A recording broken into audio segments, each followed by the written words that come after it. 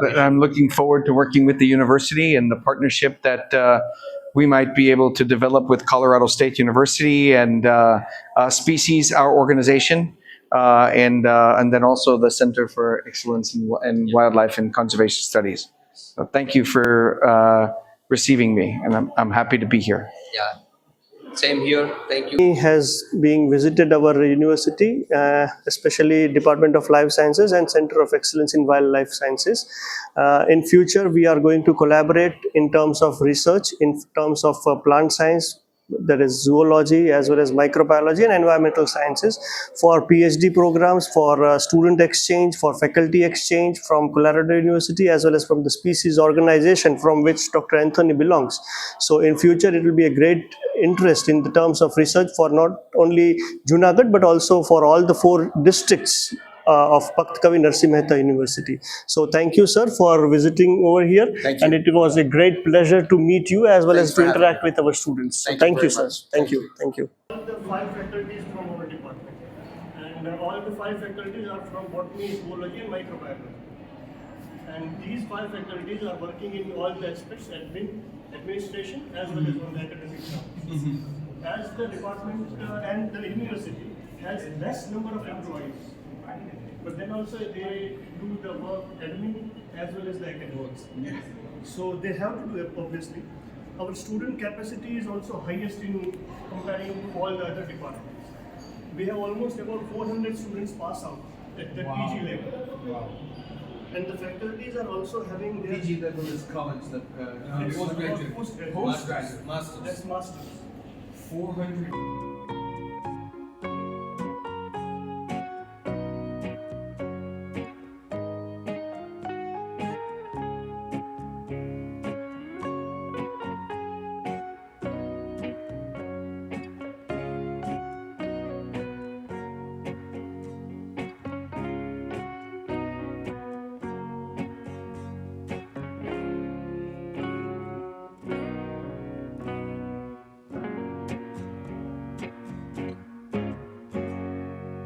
Of research, right? Maybe on particular enzyme or maybe on some of the species. As sir is working on. Sure. There's a specific theme. Yes, exactly. or topic, certain kinds of research questions that people want to focus on, or species, or context, socio-ecological context, something like that. That is usually a focus for somebody.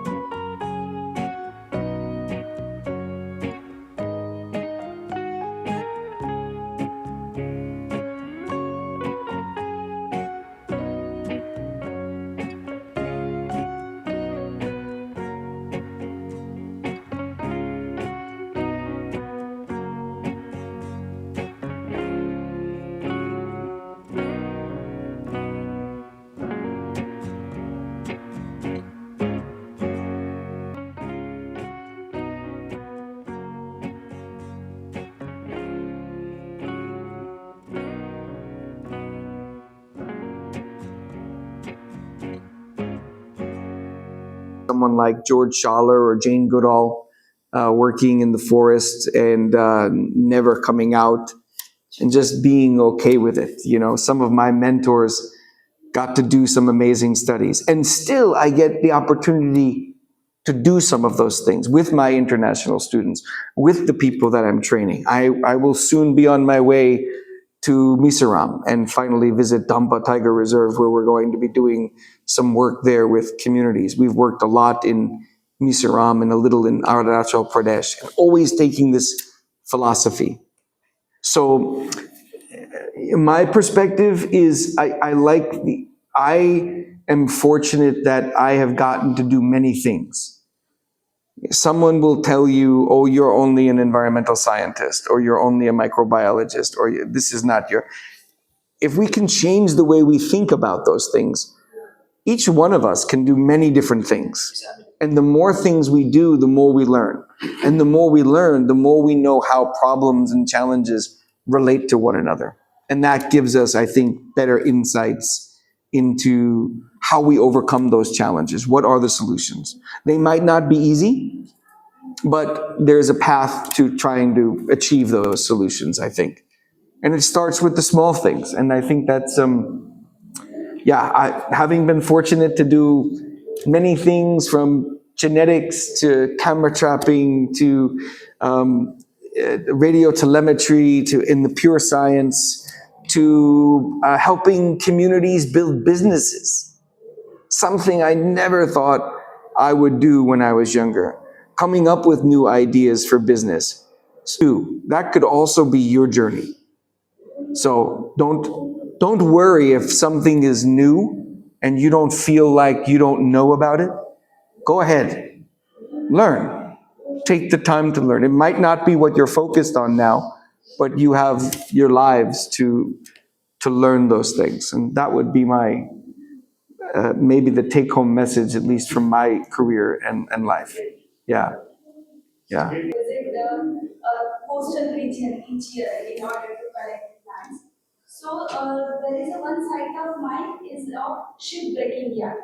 So it is having a higher accumulation of heavy metal. Sure. So there is a one plant called Giordano, and I found that plant in winter season. Then for the seasonal collection, I went there for same year and next season. And What is your interpretation of what might be going on there? What are your thoughts of what you are studying and what you want to do next? What are the questions you want to ask next now? this is a sensual hypothesis with that. Sure. Yeah. But the birds living around that, they might be having feeding on aleuropus or some grass species like that, and promoting the growth of grass species around that, and that's why Predation or herbivorous foraging, or one species eats another one's invasive, another one is here, but because there's a certain amount of predation or foraging on that species, it allows that community to coexist, or it allows another species to survive in that community. It's something we call like trophic mediated cascades.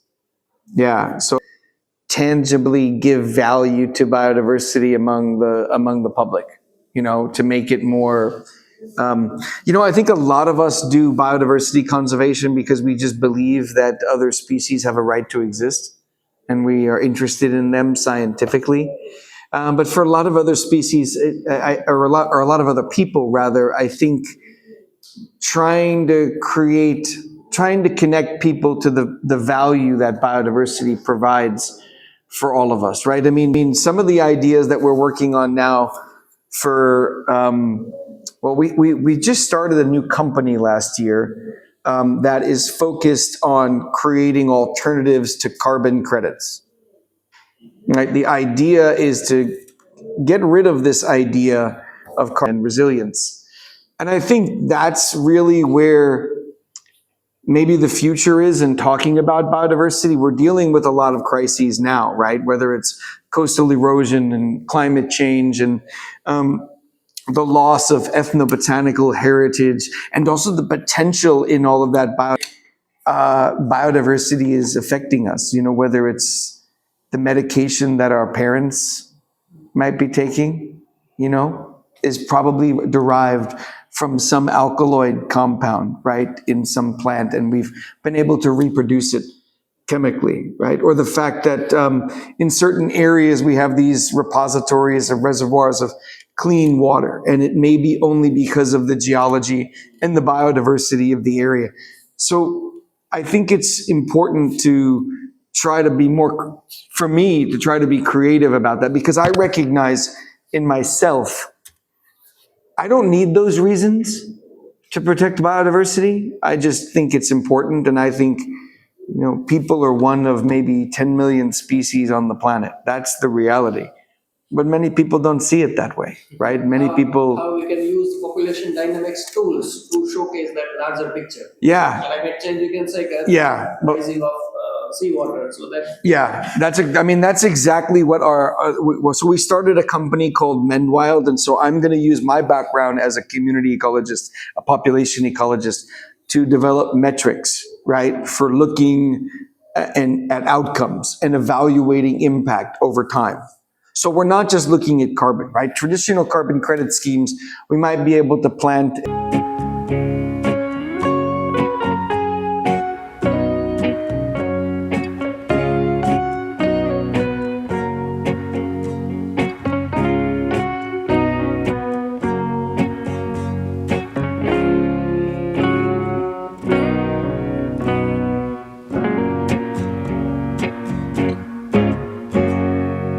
environmental science, so for the environmental science people here, and then one in zoology and evolutionary biology, right, together. Then went to go get my master's in conservation biology and applied ecology, and then finally my PhD in wildlife management and wildlife ecology, right? So there's similarities, but also some important differences in what you learn and how you're learning those things. So, with a strong zoological background, even now when I do ecology, I'm still thinking about zoology. I'm still thinking about things like physiology or endocrinology as possible reasons for why I'm observing certain kinds of patterns. So what are those kinds of hypotheses?